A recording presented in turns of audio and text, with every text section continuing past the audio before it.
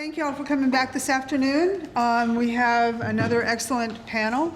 I want to introduce our chair of the session because she is new to the organization. You need some water too? Dave, we need a third. Huh? You got some? And so I'd like to introduce her, and then she's going to handle running the panel. So Jadwiga, I'm sorry, I know I said that wrong. Biskupska is an assistant professor of military history at Sam Houston State University in Huntsville, Texas. She's a specialist in war and violence in modern Central and Eastern Europe. Before joining the faculty at Sam Houston, she received her PhD in history from Yale University and has served as a fellow of the Fulbright program in Warsaw. Matt, this isn't working either. In Warsaw, Poland, the Woodrow Wilson Center, and the United States Holocaust Memorial Museum in Washington, D.C. She also serves on the Academic Advisory Board of the Warrior Scholar Project, a nonprofit initiative assisting military veterans with the transition to higher education. So I'll turn it over to you. And you'll pick a microphone. I don't need a microphone, I don't think. Okay. So I'm very happy to be chairing this panel, and we have two papers that I think are going to come together very nicely. I'll introduce the speakers separately so you don't lose track of who was who. Our first speaker is Dr. Robert Engen, and he has taught at the Royal Military College of Canada in Kingston, Ontario for the past 4 years. Okay. He is the author of 2 major refereed monographs, and a third is forthcoming. The first is Canadians Under Fire, Infantry Effectiveness in the Second World War from 2009, and the second is Strangers in Arms, Combat Motivation in the Canadian Army from 2016. He is co-director of the Second World War Research Group North America, this body, and he is editor of the Connected McGill Queen's University Press Studies series in the Second World War. He presently studies the struggle of public health and preventative medicine during military operations, and his presentation is based on that current project for his third book, which is entitled The Global Triage, British Commonwealth Armies and the War Against Disease.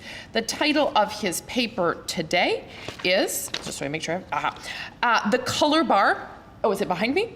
Race and Disease in the East African Campaign. Okay, Robert Engen.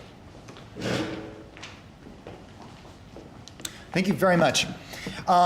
It is such a great pleasure to be here, an honor to be invited to one of the group's inaugural events here in North America. I really want to thank the MSU History Department for providing the support to make this happen. And of course, Catherine has worked incredibly hard to facilitate things here, and Jonathan Fennell joining us from the UK he's the mastermind behind all of this. So it's I'm just pleased as punch to be here and to be able to speak to you today. I'll also say that I'm going to be the editor of the volume that comes out of these proceedings from this workshop. So those of you who are presenting papers can expect to hear from me in the near future after this workshop is over, because we're hoping to be able to include some of what goes on here in a publication through McGill Queen's Press through the ongoing series we have with them. So for my presentation today, and I think there's a clicker gun wandering? I took it away. Oh, okay. Okay, no worries. Okay, so for the presentation today, I want to share some work in progress of mine, which I thought streamlined nicely with some of the themes of this workshop. And my work involves, for this particular presentation, the intersection of racial tension and disease prevention as it was manifested in the British Commonwealth armies during one particular moment of the Second World War, the East Africa Campaign of 1940 and 1941. Now, disease has historically been one of the most intractable problems of the military landscape, so I thought this might be a worthwhile contribution to today's proceedings. Also, I know that I'm blocking the screen, so I'm sorry. I'll try to duck out of the way a little bit. But if you're having trouble, if anyone's having trouble seeing what's on the screen, just I don't know, wave your hands back and forth, and I'll try to duck aside so you get a slightly better view. Today, I'll go through the background of the project and the campaign before taking a thematic look at some of the major diseases faced by the Commonwealth forces in East Africa and what they can tell us. I'll cap it off with a short explanation or exploration of some of my preliminary conclusions. So, as was mentioned, this presentation is derived from a chapter in progress that I've written for my forthcoming book, tentatively titled The Global Triage. This explores disease prevention measures that were employed in every major ground campaign that the armies of the British Commonwealth took part in during the Second World War. It takes a comparative and a network-based look at the wide range of experiences that they have in trying to make sure that their soldiers don't die horribly of typhus and malaria and dysentery and venereal disease, of course, before they ever get anywhere near a battlefield. Between 1939 and 1945, the Commonwealth forces ended up fighting in some of the most hostile and extreme environments on Earth, places like Burma, the North African desert, New Guinea, and East Africa.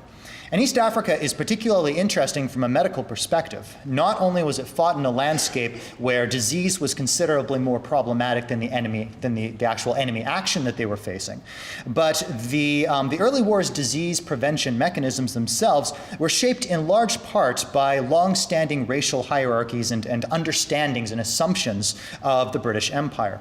The East Africa campaign is one of my earliest chapters in the book, and when writing it, I found quite the collision between the Commonwealth's racial and medical policies, which occurred in many of the other subsequent campaigns as well, but which is thrown into really stark contrast during this period of the war due to some of East Africa's peculiarities.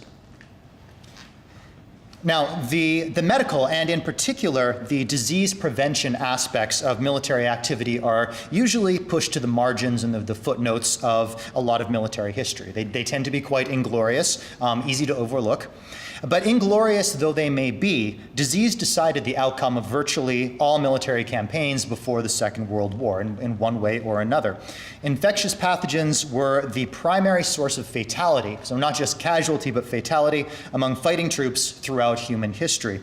Prior to the 20th century, the presence or absence of camp diseases like typhoid fever, dysentery, malaria, and typhus governed military affairs to a degree that we find difficult to fully comprehend today. Hans Zinser, who was a medical consultant to the US Army during the First World War, predicted in the mid-1930s that there was no end in sight to the tyranny that disease would hold over military affairs. Now, the Second World War represented a watershed moment for public health. Military activity, particularly at the sharp end of combat, is all about friction. It's about activity in hostile environments, the movement of forces outside of spaces of normal social control, all of which make it very difficult for public health measures to keep up with troops on the march. As a result, the success of even the most sophisticated prophylaxis and disease prevention techniques in a military setting is always a function of human elements rather than a function of the technologies themselves. Either the individual willingness of soldiers to participate in those measures or of the military institution as a whole to impose them as a matter of what we now, at least in Canada, call force health protection. Now, neither of these can be taken for granted, and the Second World War really marked the moment that when advances in technology combined with changes in the cultures of public health and leadership that allowed for the possibility of sustained full-spectrum protection of the military forces from preventable disease. But just because it was possible did not mean that it was easily attained or that it was going to be attained. And my work in the Global Triage examines the long process and evolution of disease prevention during the war. So East Africa was one of the earliest of these struggles. Now, the East Africa campaign is one of the more obscure actions of the Second World War. It was a sideshow within a sideshow, if you will, in comparison to the clash of arms on other fronts. And I want to take a few minutes at the beginning just to give a bare bones outline of this campaign for anyone who is unfamiliar and to highlight some of its unique elements. So I never trust that I've got my PowerPoint slides in the right order, so I'm just going to be looking over my shoulder constantly.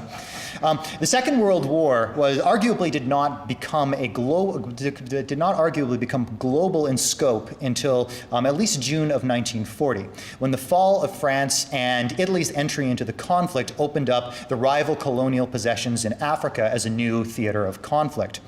By autumn of 1940, the Italians had invaded Western Europe, or invaded Western Egypt, and expelled the tiny British garrison from British Somaliland. The campaign in East Africa, which was then fought for the remainder of 1941 and into the first half, or the remainder of 1940 and then into the first half of 1941, was the attempt by British imperial forces to counterattack and to eliminate the considerable strategic threat posed to the larger war effort by the Italians based out of Abyssinia, modern-day Ethiopia.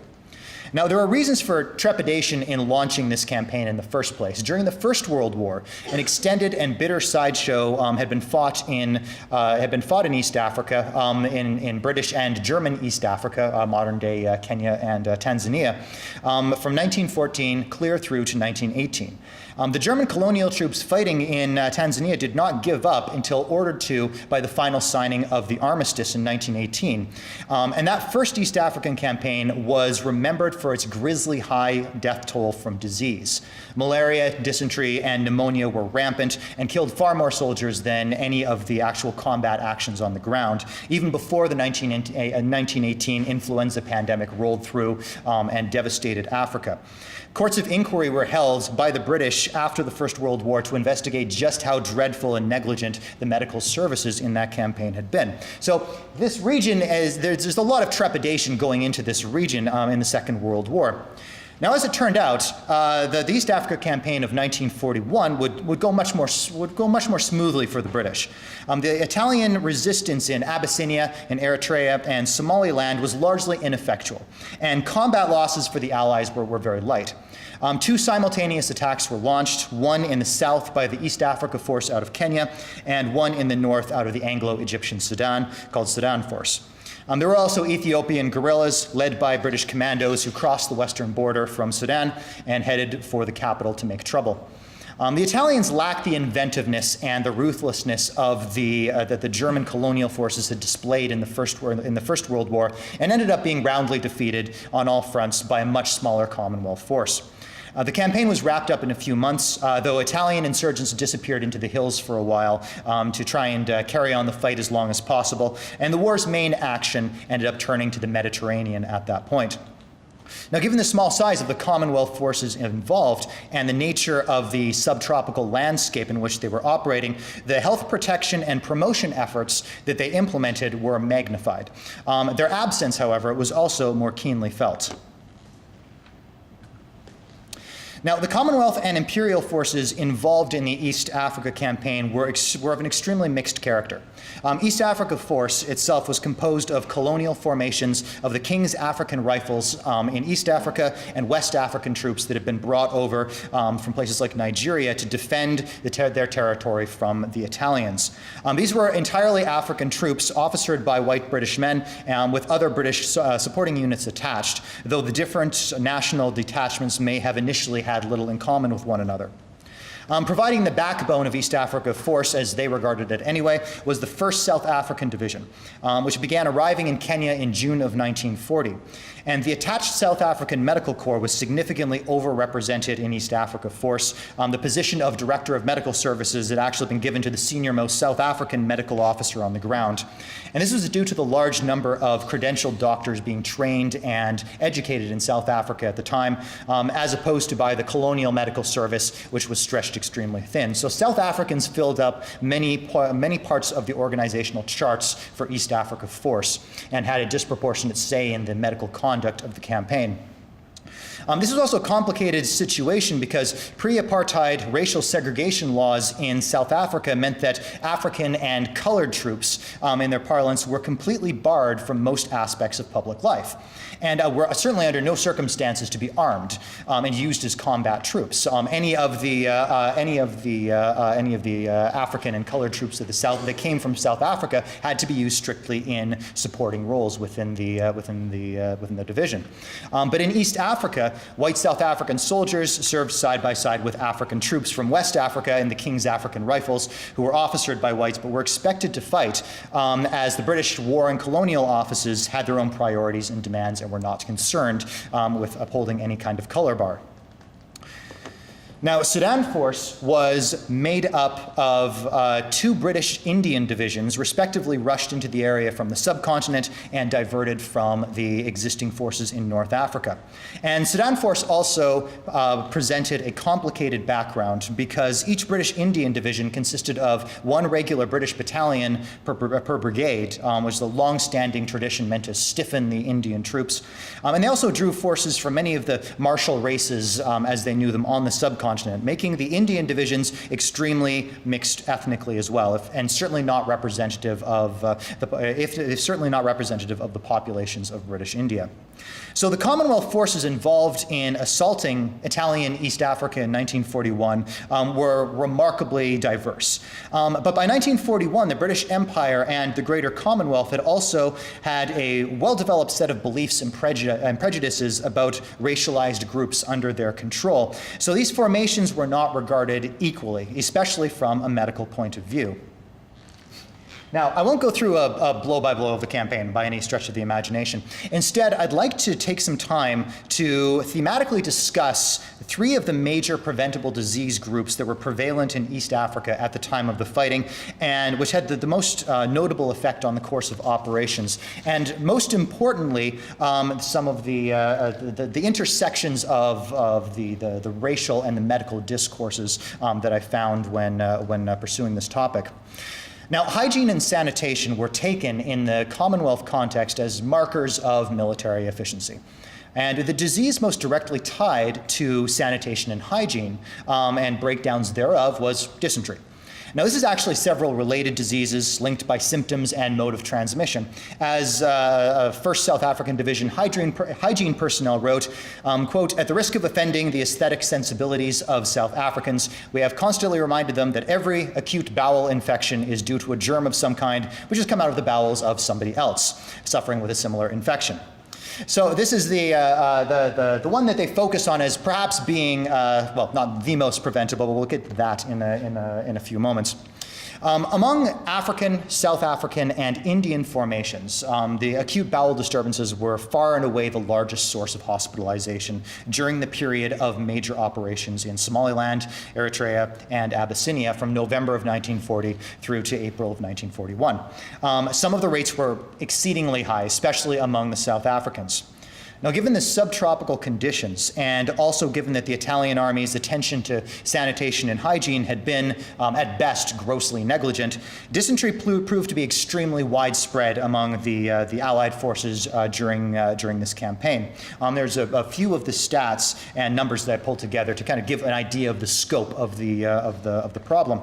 And the difficulty with dysentery was that if the root hygiene and sanitation problems are not addressed, the disease can spread swiftly among soldiers and military units. One of the more common laments from the Commonwealth medical officers was that combat units were careless with hygiene and sanitation to a degree that could and did easily prove harmful to the health of the troops. Now, the Director of Medical Services complained at the end of the campaign that commanding officers seemed to find it impossible to enforce sanitary discipline or to get troops to realize their own responsibility in the matter. I spent a lot of time on that particular issue throughout the global triage, but in this case, it's not enough for them to have had individual responsibility for disease prevention. There's institutional problems at work too, because African soldiers were thought to be especially prone to dysentery and were blamed for the outbreaks and infection sites that saw dysentery carriers spread the disease further within the Commonwealth forces. So special policing had to be enacted in order to safeguard white troops who had to operate near them. And the assumption that many or even most African soldiers were endemic dysentery sufferers and carriers led European medical officers to recommend segregating white troops as much as possible under war conditions and to focus their preventive efforts on the white soldiers instead of where the epidemics were clearly at their worst.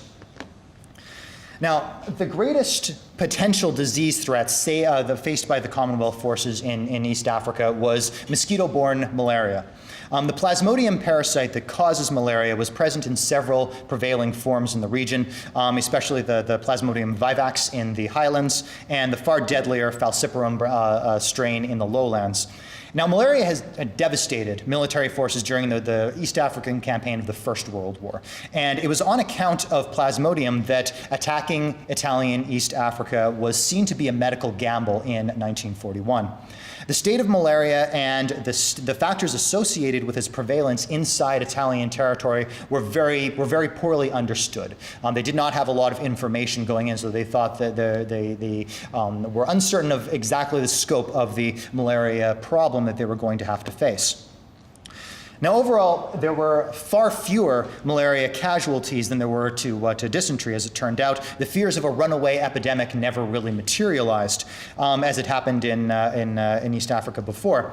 But that said, both East Africa Force and Sudan Force operated in highly malarious areas and sustained serious losses to the disease during the fighting. East Africa Force's malaria rate, which averaged over a year, was among the highest in any theater of the war. And this occurred during the region's dry season, when malaria is not actually at its seasonal peak. Despite this threat, however, preventive medical measures were not distributed evenly in the Commonwealth forces. And one of the byproducts of imperial science at the time was a firm belief that Africans possessed a remarkable resilience to malaria that the white man lacked. And as a result, the prophylactic measures available differed sharply based upon race. Quinine sulfite, which is the age-old medicine for the treatment and suppression of many kinds of malaria, was distributed so that infected troops would remain asymptomatic and could keep operating even if they had contracted malaria. But while daily quinine doses were given to white soldiers, medical officers were strongly discouraged from wasting them on this medicine on Africans. The same went for mosquito netting, one of the most effective ways of preventing malaria from being contracted in the first place. Shortages meant that in East Africa, they were not issued to African troops at all as a matter of policy. And finally, those Africans who were infected with malaria could expect a very long wait for evacuation. They were bumped right down to the bottom of the priority chain, well below the Europeans suffering from the exact same infections. Some waited weeks. Now, admittedly, resources were scarce in East Africa. This is the nature, perhaps, of sideshow campaigns. But in this case, they were the resources. They justify this by having to maximize force effectiveness. But in this case, they were consistently allocating those resources away from protective measures for African troops on the basis of long-standing assumptions about the seasoning of particular races. The results were high malaria rates throughout the forces and health protection that was partial at best. And the last major component of the East African campaign I want to talk to you about is the disease cluster known as venereal disease or sexually transmitted infections, mostly gonorrhea and syphilis in this case. Now, in my view, this is the most fascinating of the three, since the moral discourses that inevitably arise from surrounding venereal disease tend to be extremely telling. The VD problem in East Africa never quite rose to the level of an operational threat at the time of the campaign's hardest fighting, but it weighed really heavily on the minds of the Commonwealth medical authorities for two reasons. First of all, VD was still a major source of hospitalizations, and this became increasingly true after the end of mobile operations and the beginning of the garrison and counterinsurgency phase of the struggle against the Italians in Abyssinia. More Commonwealth soldiers in East Africa were laid up in hospital by venereal disease than by combat operations. Almost 5,500 VD hospitalizations occurred in East Africa Force alone during the period of defensive and offensive operations, and another 1,000 VD cases occurred in Sudan Force during the advance into Eritrea and Abyssinia, actually during the period of combat operations. So somehow they found the time. The number of VD casualties always dwarfed the number of actual wounds and fatalities sustained in combat, except for during some very specific high-intensity battles against the Italian forces, which were not large in number, such as at Keren. Now, the number of VD cases increased by 150% during the 12 months after the end of the initial phase of operations in East Africa. During subsequent low-intensity fighting and counterinsurgency tasks against the increasingly desperate Italian remnant, venereal disease skyrocketed until more than 1 in 10 soldiers were hospitalized with it on a regular basis. Now, there are also some different cultural and racial imperatives at work that contributed to this kind of outcome for venereal disease. And one of the first ones is that the cultural imperatives came from the South Africans. Although the full legal force of apartheid would not be legislated into existence until after the war, beginning in 1948, precursors existed related to miscegenation came into effect from 1927 onwards, barring interracial marriage in South Africa and establishing the framework for complete sexual segregation within that state.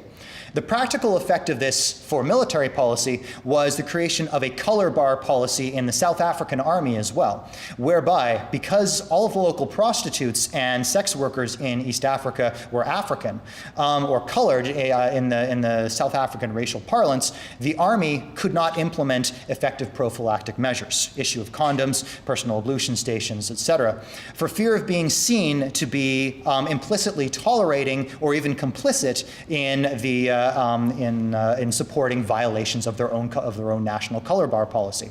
So South African troops would suffer under this policy both in East Africa and afterwards.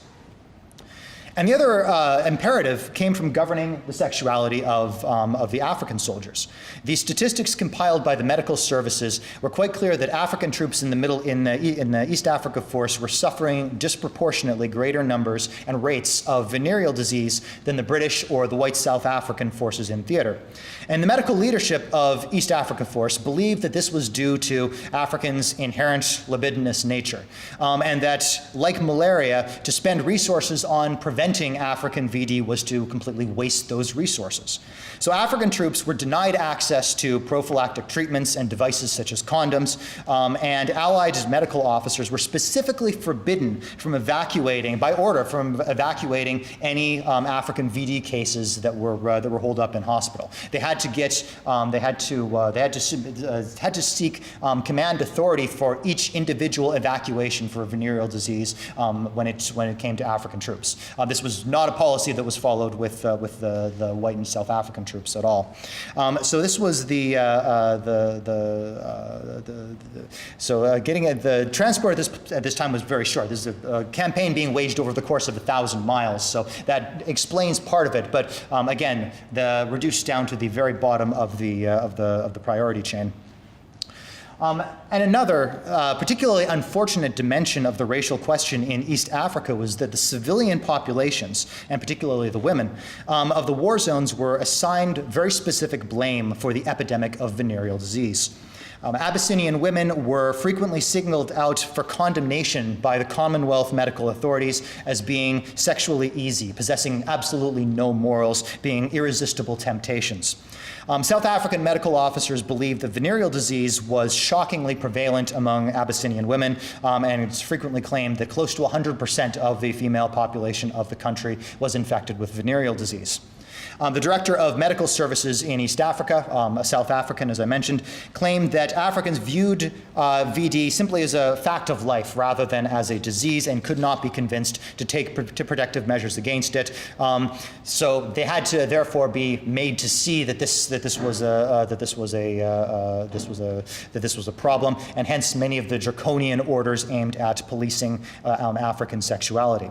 So similar statements were made about the British Indian troops operating in the north out of the Sudan. The Indian troops were seen to be out of control sexually and took full reckless advantage of available sex workers.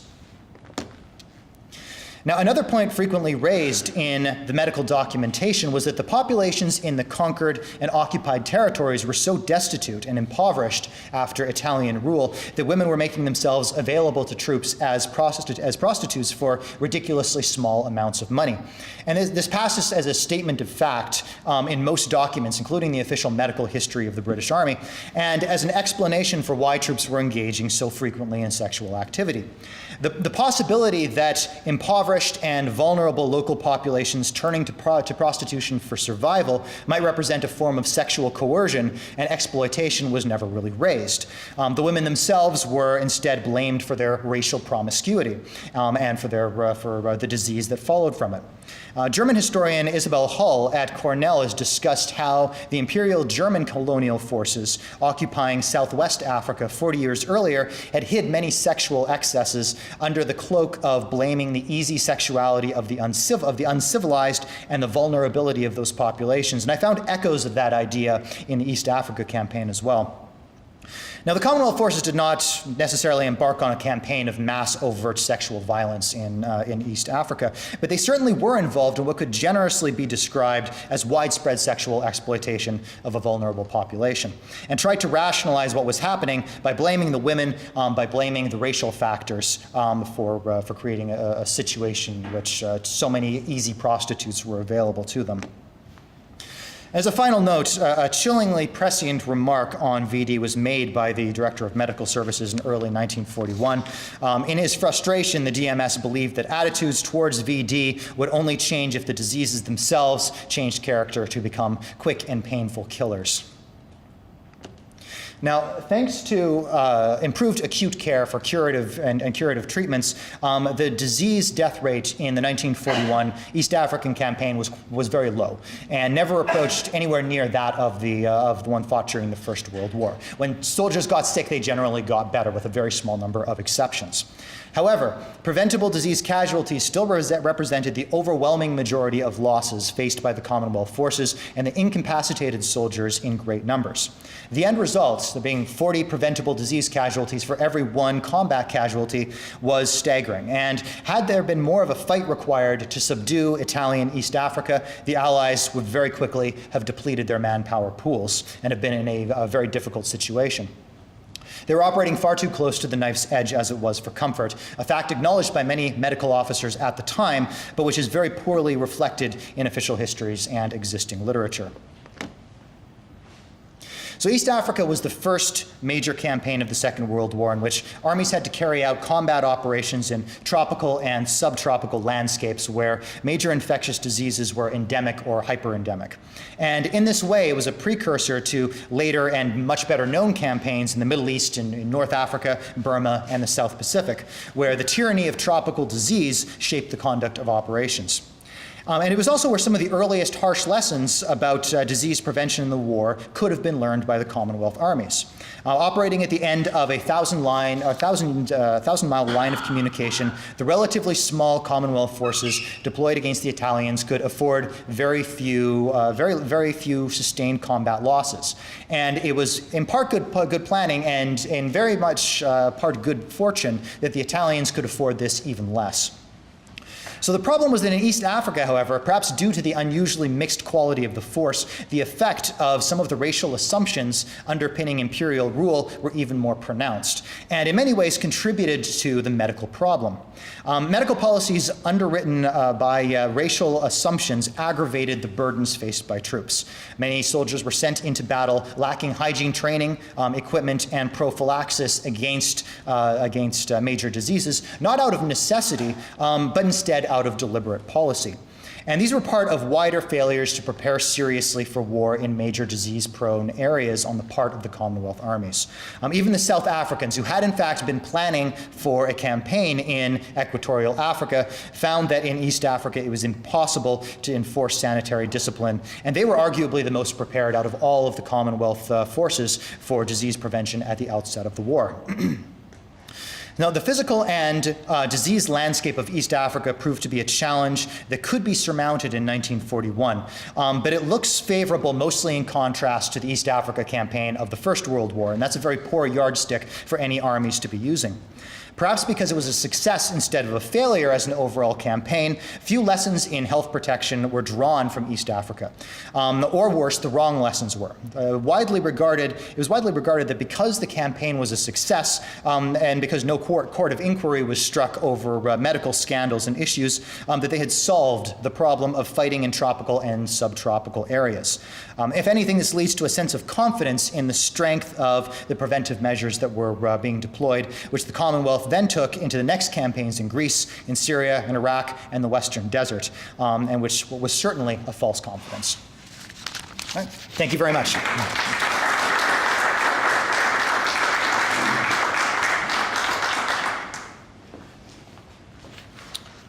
Okay, I'd like to introduce our second speaker. Our second speaker is Dr. Robert F. Jefferson, Jr., and he is an associate professor of history at the University of New Mexico. He holds a PhD in American history from the University of Michigan and is the author of Fighting for Hope, African Americans and the 93rd Infantry Division in World War II and Post-War America from Johns Hopkins in 2008, and Brothers in Valor, the battlefield stories of the 89 African Americans awarded the Medal of Honor, which is in press right now, okay, in press. He is also currently working on 2 books titled Closing Ranks, Black Veterans, Politics, and Civil Rights in 20th Century America, and the second is Color and Disability, Vasco Hale in 20th Century America. His articles, numerous articles, on the relationship between African American GIs and their communities during the Second World War have appeared in, among others, please pardon my French here, Representations dans le monde anglophone in 2018, the Routledge Handbook of the History of Race in the American Military, Oral History and Public Memories, the Journal of Family History, the Annals of Iowa, Quaderni Storici out of Bologna, Contours, a Journal of the African Diaspora, and The Historian. Dr. Jefferson is also a distinguished lecturer for the Organization of American Historians. And the title of his paper for us today is Black Haiku, African American GIs, Cultural Politics, and the Southwest Pacific Theater of World War II. Dr. Jefferson. Thank you. I want to thank basically Catherine for inviting me to come here. And I also want to thank the graduate students as well, basically for the enlightening basically conversation we had last night, because it helped me to think about what it is that we do, basically, not only as faculty and as scholars, but also how do we build basically a network of basically people who actually do work in this field and challenge each other and also talk to each other about some of the things that are what we find to be of vital concern. Now, when Catherine asked me to come here to talk basically today, I immediately started thinking about some of the things that I didn't get a chance to really get a chance to write about or even talk about in my first book. And the thing that really came back to me was this. In the early 1990s, when I was writing my dissertation, I went to the National Archives. I went there to basically do work and to try to, I guess, to recover the social history of African Americans who served in the Pacific War, principally those who served in the 93rd Infantry Division. I went to basically the photographic section of the National Archives, and where they had a montage of imagery of basically those who served in the unit, and I stumbled upon this.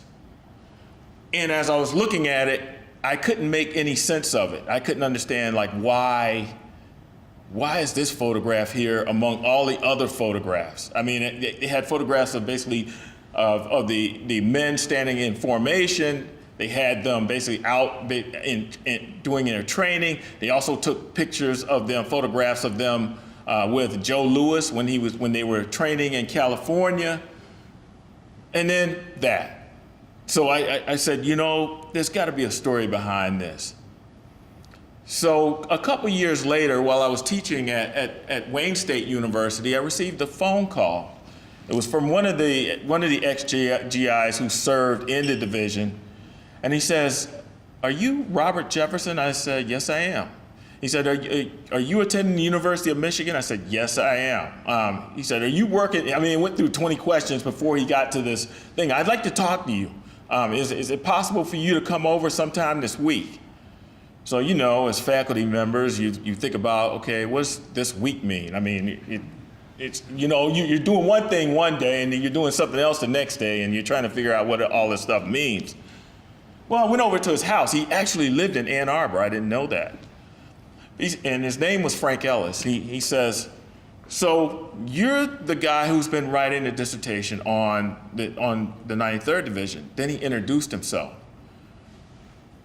And as he's talking to me, he said, I'd like for you to interview me about my experiences. I said, yeah, that's fine. So we get into his house and he starts pulling out all of this memorabilia, all of these letters that he had that he had written to his wife about about serving in the unit. And he brings out these photographs. And soon, basically, he gave voice to those photographs because he was the unit photographer for the division.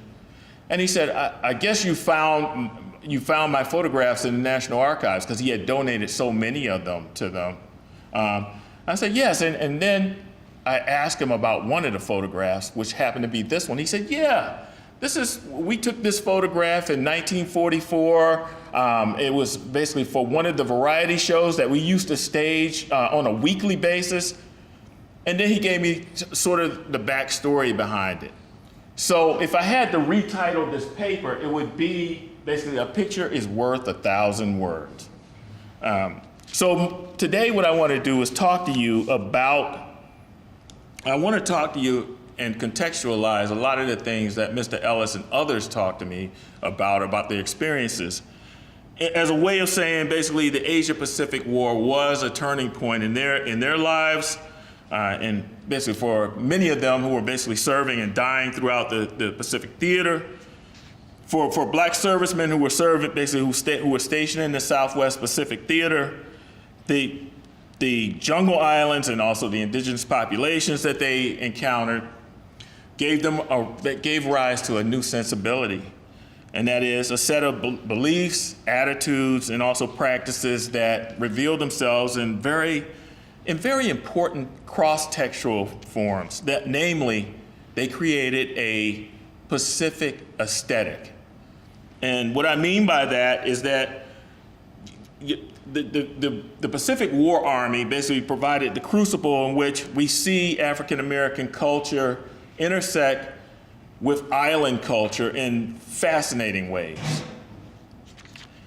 And so what I want to do in my time here is to basically explore and talk about some of the ways in which the artistic development of GIs were closely aligned with the consciousness, this growing consciousness they had about their life in the service, as well as in military service, as well as basically their consciousness about American racism while they were serving in the American Armed Forces.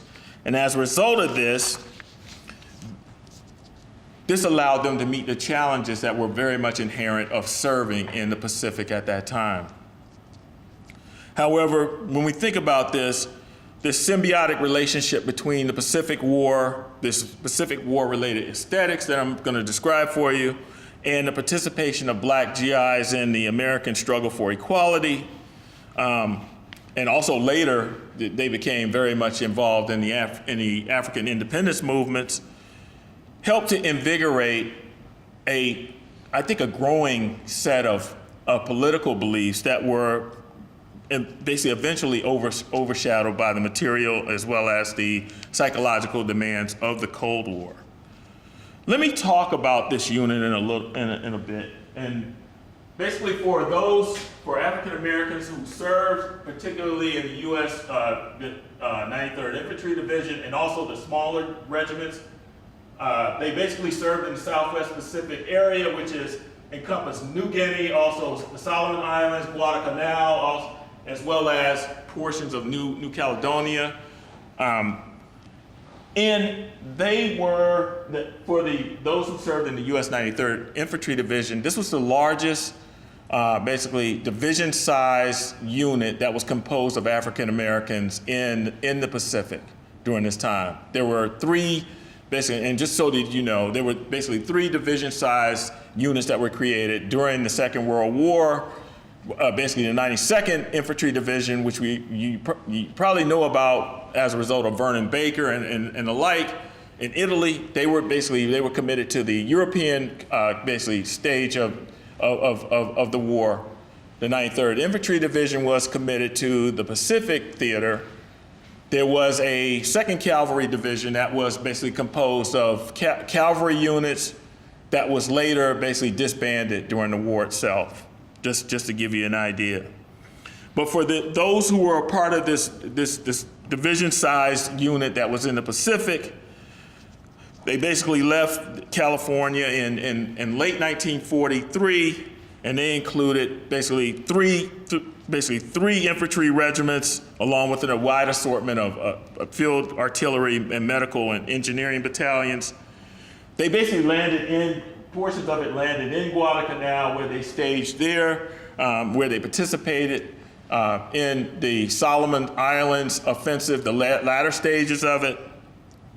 And when they arrived there, they basically found themselves, for the first part of their campaign, they spent nearly about almost a month basically undergoing seasoning process of setting up camp, also clearing wooded areas, also participating in training exercises and jungle patrolling, perimeter defense, as well as first aid. But they didn't realize at that time, as they were basically disembarking, that they were entering a world that was unlike anything that they had ever encountered.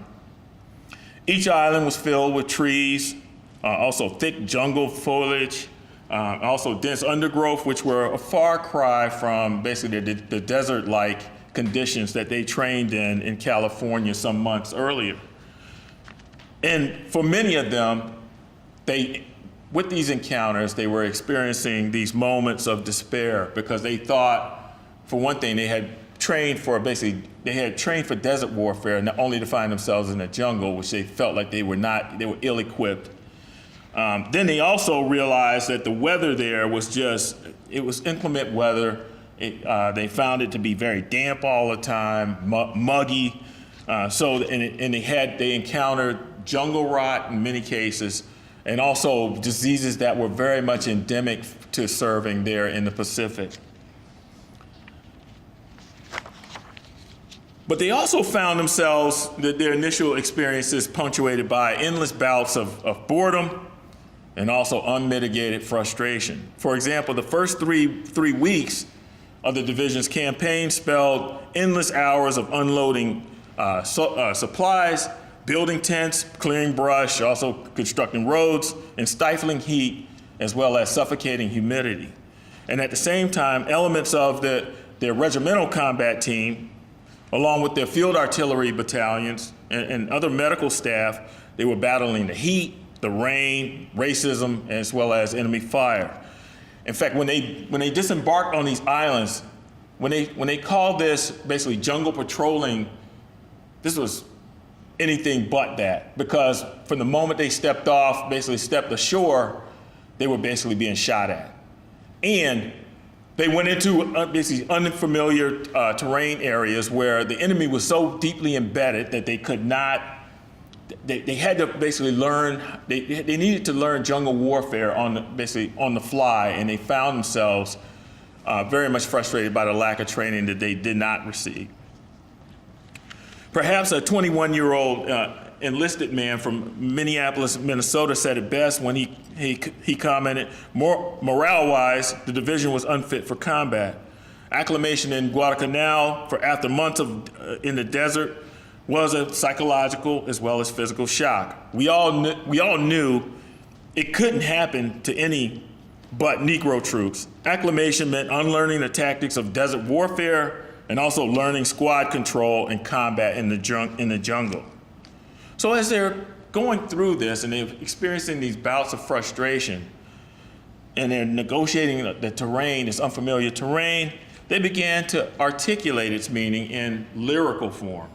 And this is what I found really fascinating about this whole thing, was that not only did I have the photographs to go along with it, like the one that I showed before you, I'm looking over my shoulder as well, but But the other thing is that they were composing basically prose and these poems that were so graphic in a certain way, but so elliptical that you couldn't help but understand what they were saying. Let me give you an example of this. In 1944, a Cleveland, Ohio resident by the name of Thomas White wrote a letter to his wife in which he included a short poem titled Somewhere in the South Pacific that made fun of black life under fire.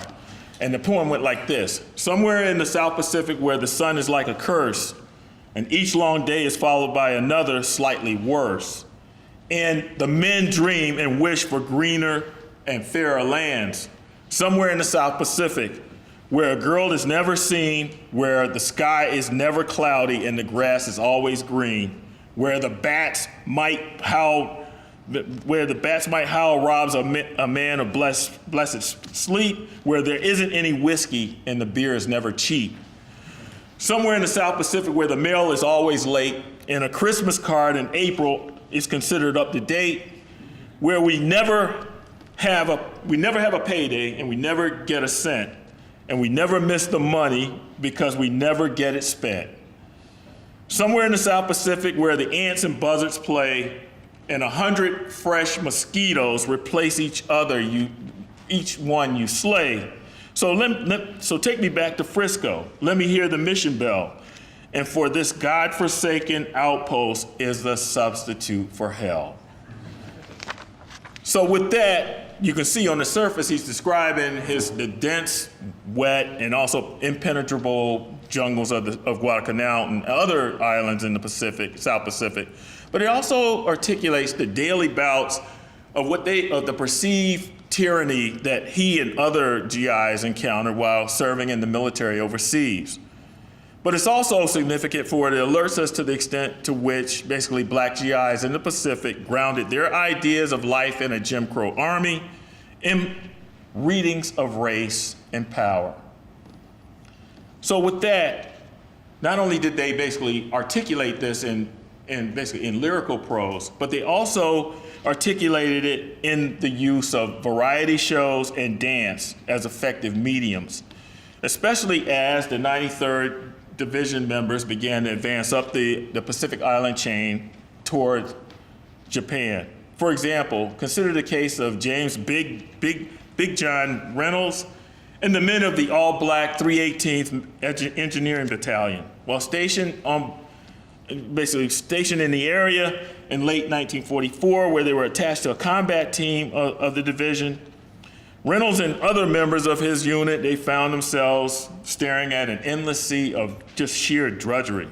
They had arrived at Guadalcanal that spring after spending much of the fall and winter months withstanding, once again, this desert training. And they were trying to figure out, okay, what is this all about? So no sooner had they arrived basically in the bivouac area when they were basically ordered to unload a series of cargo on ships. They were also engaged in road and bridge building operations. And for them, many of them, like Reynolds, who had been trained for such duty, this task was very much straightforward. But the back-breaking labor, the hierarchical nature of military life, and also the isolation of the Southwest Pacific Island left them feeling more and more dispirited, as many of them basically expressed feelings and longings for home. In fact, Reynolds recalled during that time reporting to his commanding officer, "Our morale is low, but the boys have talked about putting on a variety show for days. Why not give me permission to allow the men to put on such a show?"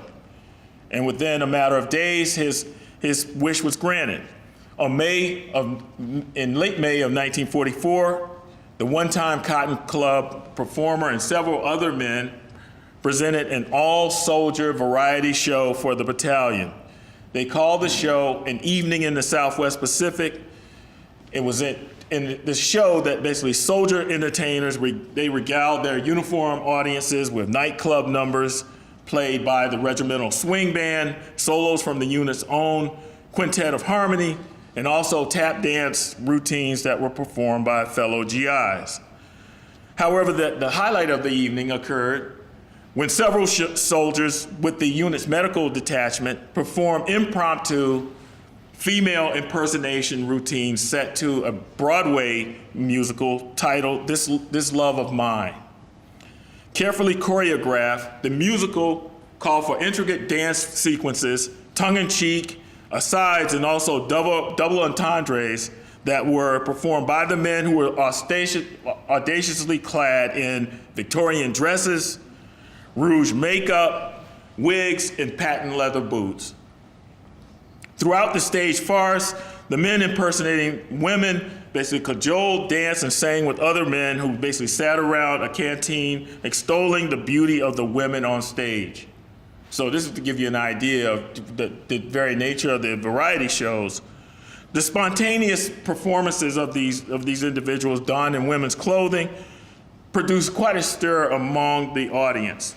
And of basically the female impersonations and also the response they elicited among their peers, a Pittsburgh Courier correspondent who was covering the division at the time noted some of the jokes may have been too ritzy for a Sunday school class and not just what a reformist would prescribe for tired soldiers, but they liked it, and their applause undoubtedly could be heard for miles over the clear island air. Now, in another example, Black GIs basically produced shows that offered biting commentary on life in the U.S. Army as well as the American democracy. Now, while stationed in the area in late 1945, Wallace Gant and other soldiers from the 24th Infantry put on a comedy entitled Even Exchange, which included 4 soldiers donned up in women's Army Corps drag and also grease paint. Now, throughout the show, soldiers used double entendres as well and also satirical verse in order to raise mocking questions about racial segregation in the Pacific. In many instances, Black folk traditions from the past, they seem to inform the routines that the soldiers perform on stage. For example, around the same time that Even Exchange was being performed, 2,500 men stationed on Morotai Island assembled at the Big Top, which was a makeshift stage, where they could be seen basically performing what was here in this picture here, basically hop, skip, and jump. This was produced by the division's own Frank Christmas as well as Edgar Davis. During the musical, soldiers from the unit, they basically impersonated Uncle Sam, you can see there, and also basically American democracy with their faces heavily made up. You can see it in the background there. And you can see here, they're basically saying here, this is basically a voting placard in itself. And what does that signify? It basically takes on the dimensions of what we know in the Caribbean as basically the John Canoe.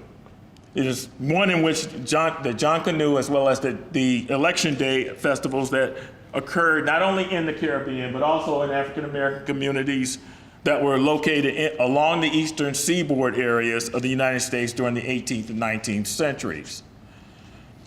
So what they did was, in effect, they were basically reconfiguring and also recitating those traditions in order to fit what they saw to be the harsh realities of the Pacific. So I want to conclude with this. As the summer of 1945 drew to a close, these poetic and also dramaturgical exercises staged in these clearing areas, they began to wind down as the men, with their respective units, they set sail for the Philippines and Okinawa. In December of 1946, most of the division's enlisted men and officers found themselves basically heading home just in time for Christmas. And as they huddled together in small groups on the decks of the converted luxury liners, one could only imagine what occupied their thoughts. While some realized that the ordeal of war was finally over and that their wartime critiques of the Jim Crow Army in the Pacific may have come to an end, others basically quickly realized that there was a much larger war for equality at home that was just beginning. For example, after returning to the United States, Alliance, Nebraska native James Emanuel relocated to New York, where he began studying poetry at Columbia University. After earning a doctorate in English and comparative literature, he worked in academia, where he would spend the next 30 years of his life working out the prosaic forms such as simple literary couplets and also quatrains. In the 1960s, Emanuel taught at City College in New York, where he was radicalized by the political and social movements of the late 1960s, which prompted him to comment on American racism through what critics have claimed are his greatest bodies of work, including the pieces titled Emmett Till, also For Malcolm, USA, and The Negro. In 1968, Emanuel, as well as Theodore Gross, they edited a compendium of essays in which they basically talked about and meditated on Black politics and identity. For many of them, and especially for Emanuel, the political commentary basically converged with personal politics when he wrote a poem titled Deadly James. And this was for all of the victims of police brutality, in which he railed against the mysterious death of his son at the hands of the police, basically police authorities in 1983. Of his writing during the post-Pacific War years, Emanuel explained, quote, "What as my writing poetry helped me to understand, it verifies my belief that unity, oneness, is the only principle that will sustain life. But I can't imagine my World War II experiences without poetry, since that would require a massive negative effort." On the other hand, there were other veterans that basically folded their Pacific War sensibilities into acts of global solidarity. For instance, William Couch, he returned to Chicago before moving to Washington, D.C., where he taught English at the University of the District of Columbia from 1968 to 1981. During the 1960s, William Couch basically became disenchanted with American race relations, and he started to turn more and more, gravitating towards the anti-colonial outlook that eventually led to his permanent movement to Africa during the early 1990s. And still other ex-GIs like Samuel Allen and also James Baker emerged from the Pacific War to join the international fight to improve economic and social conditions on the African continent as members of the American Society of African Culture and the African Studies Association during the 1960s.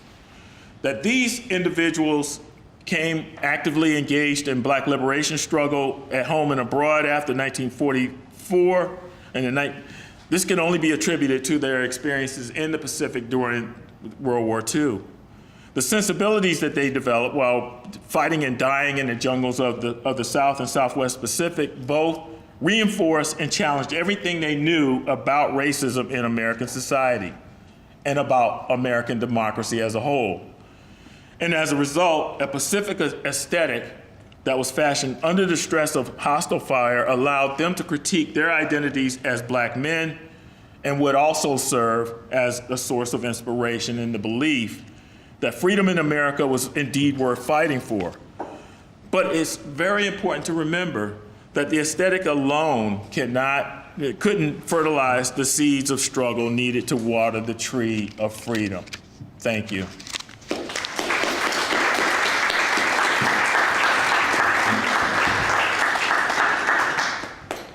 Okay, we have about 15 minutes for questions. I might take the first round just so that we can have a few on the table. Are there any questions for the panelists?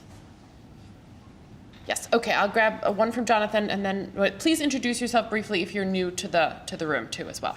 Jonathan, and then I'll take two questions, and then we'll do another round. For Robert Engen. I think that's a coherent explanation for comparative PD rates in East Africa. Have you got a theory for comparative PD rates more broadly for the British and Commonwealth armies? Just to throw a few numbers at you, which I think are interesting for the group. So in Northwest Europe, right, there are about 4,300 losses to PD from British troops, 7,000 Canadian troops, and there's much less Canadian troops in Northwest Europe, right?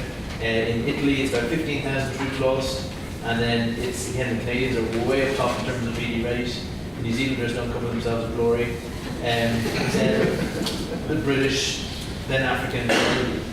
So, I mean, I'm interested just to know your theory in terms of what's driving these things.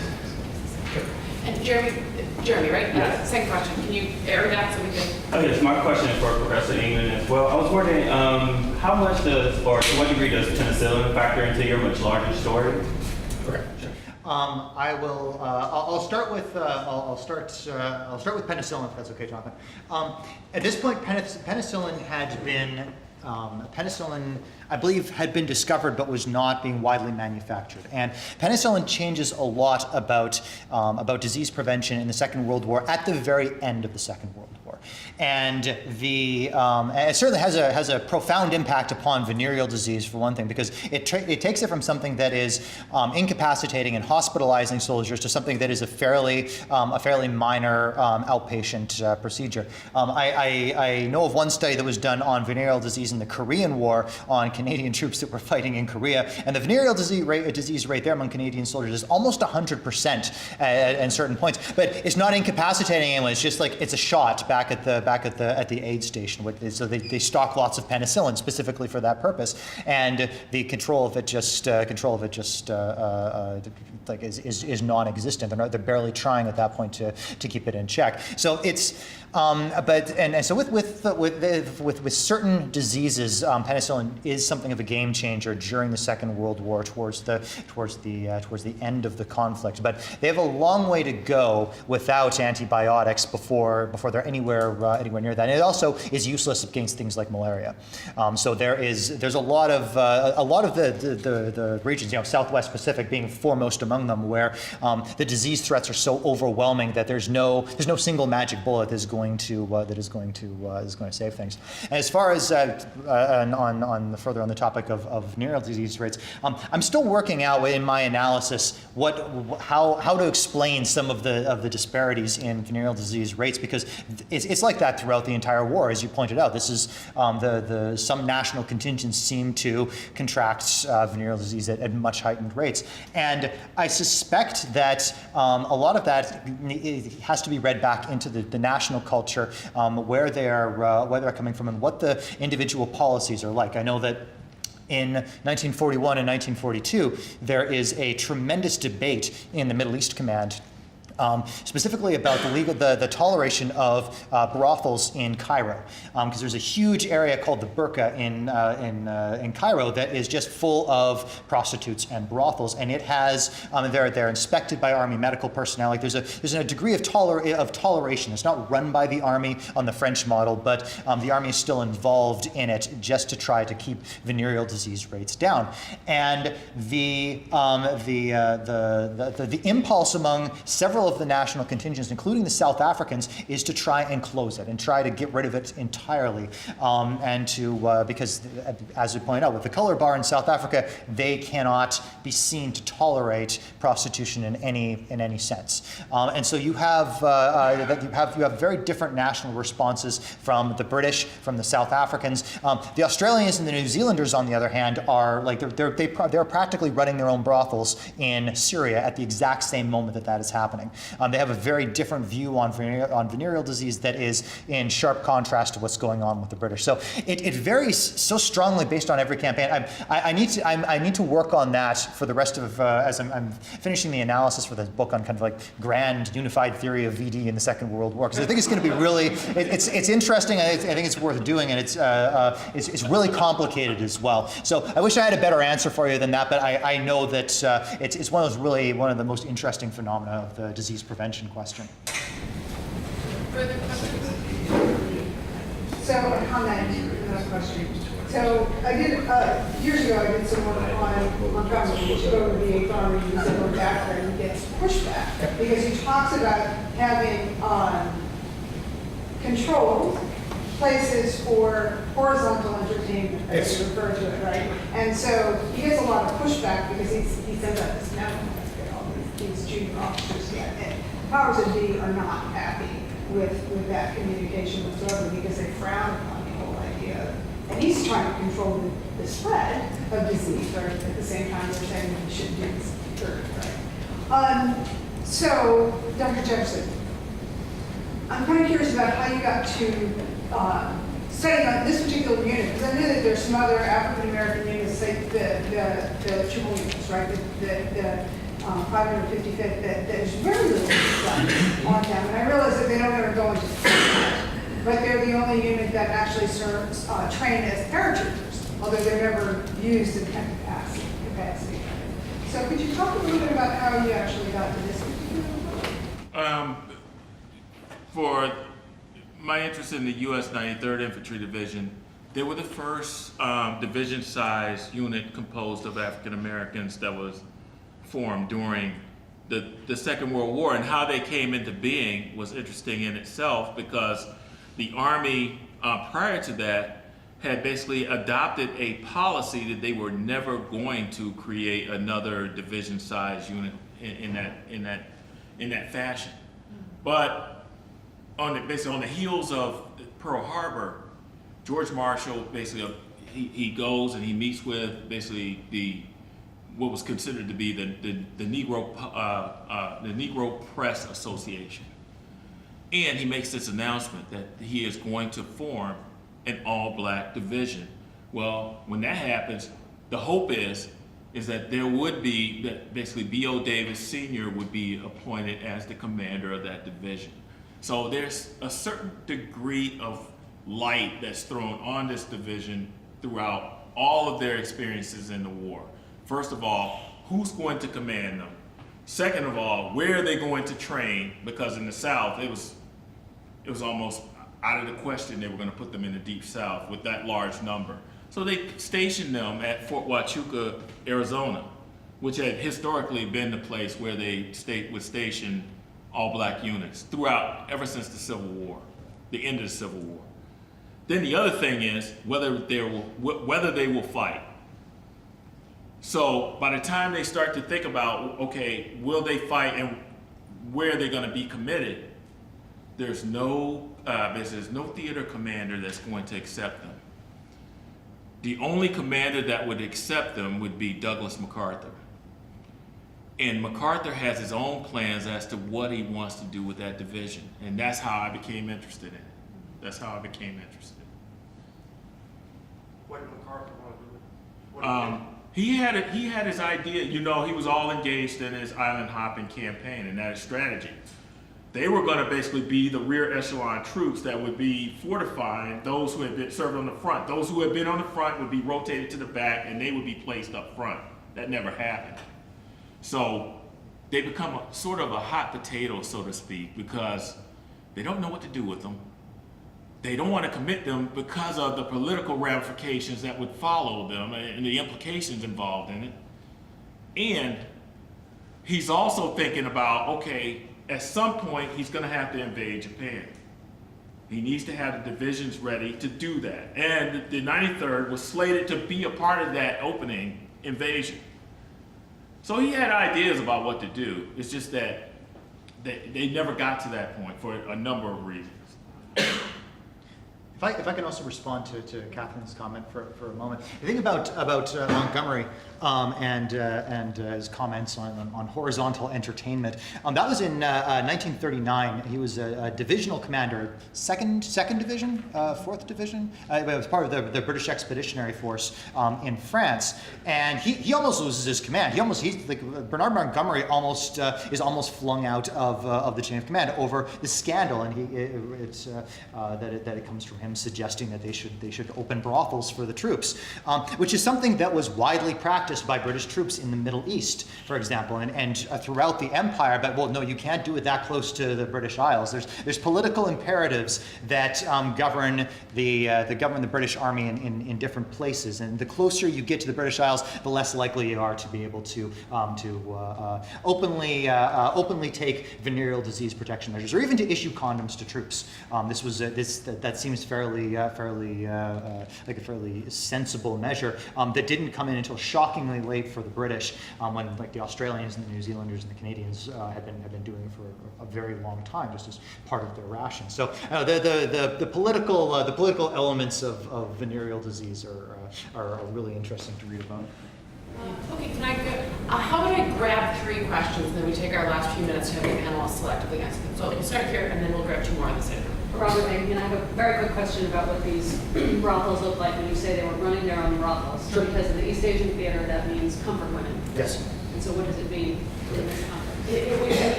Just so we can say, you have one, right? And then we'll take graduate student 1 and then the last guy. So this is for Dr. Jefferson. Dr. Jefferson, so you spoke about how soldiers are constantly writing about the boredom that they face in the military division. To what degree then is there expression of their boredom through variety shows and other forms of self-entertainment unique in the Southwest Pacific? Because I imagine that, you know, with hundreds of islands and units stationed all over, right, that had to have been a typical complaint from soldiers stationed there. So what makes them the 93rd Division unique from other bored soldiers in that neighborhood? We'll grab one last question. Is there no question? No. Okay. Can you riff briefly on this whole issue of South African pre-apartheid nations of colored in the disease prevention or lack thereof a little bit more than you have done already? So how important is the particularly South African component as opposed to, say, the whole country component? Sure. So, do you want to start with the? Yeah, I'll start. What makes it unique is that in other cases, they had USO shows that would appear, and for black troops, they didn't have those. They know what would happen is they would have the USO kits basically shipped to them, and they would basically develop those shows based on that. They had all of the props and so forth, but they just didn't have the flesh and blood people to show up. And that happens to be a bone of contention for basically troops who were stationed in the area at the time. Is that, okay, what happens? They can't go to Australia. I mean, that's not feasible for them. So what do? So they create this cultural milieu in which they stage these shows for entertainment. It was a way of lightening what was happening around.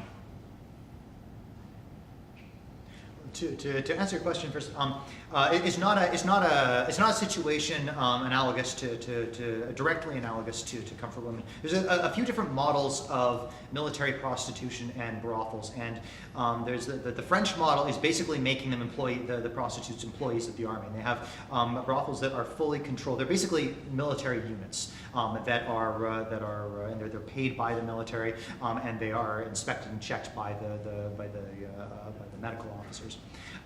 And the British never get on board with that, although they come close in some ways during the First World War. With what the British and the Commonwealth experienced typically was some kind of a sliding scale of toleration, whereby at the most what they would do is that they would come to an arrangement with the madam who ran a brothel within a particular neighborhood. And that arrangement would usually look like having medical officers on hand to come in and inspect the prostitutes for venereal disease, to inspect the soldiers for venereal disease in varying degrees of intrusiveness, to actually have a preventative ablution station on the premises of the brothel, where soldiers could go to get condoms, to wash themselves afterwards. That was thought to be the most effective form of VD control. Actually, was to bathe the genitals in various chemical lotions after intercourse. It's not fun. It was even less fun during the First World War, but it involved injections up the urethra with some. Anyways, I won't. We won't. The Second World War. We won't talk about old business there. But it was the and they were not paid by the army. Because these brothels were operating in areas where the army was probably going to be their major clientele, many of the brothel owners would play ball with this in order to ensure that the army would keep their brothel in bounds for troops to visit. And if that happened, then the provost and the military police would allow soldiers to go there, and the soldiers wouldn't get in trouble for attending this brothel. It was not a military offense to visit a brothel or to have sex. It was one to conceal venereal disease. So if if you did contract venereal disease, if you went to one of these approved brothels and went to the ablution station afterwards, they would give you a little slip of paper.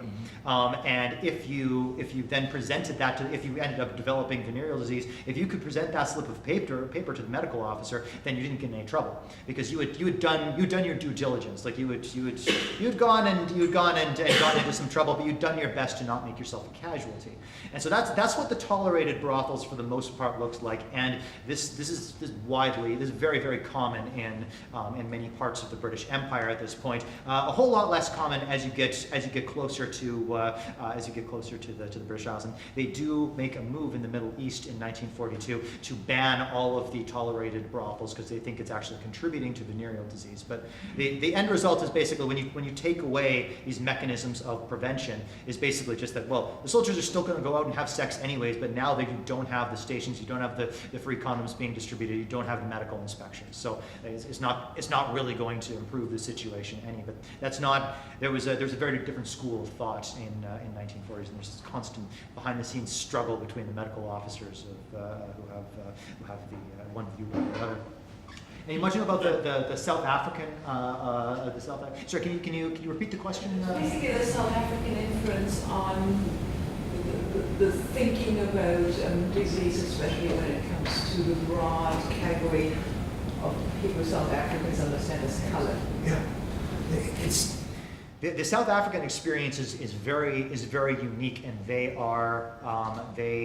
hold themselves above what most of the other Commonwealth contingents are practicing in the Middle East. Officially, there will be no toleration of the brothels. Officially, there will be no issue of prophylactics to any of the troops, because the only women around in that area for them to have sexual relations with are the ones who they would have to be violating color bar policies in order to be seeing. And the army could not officially be on board with this.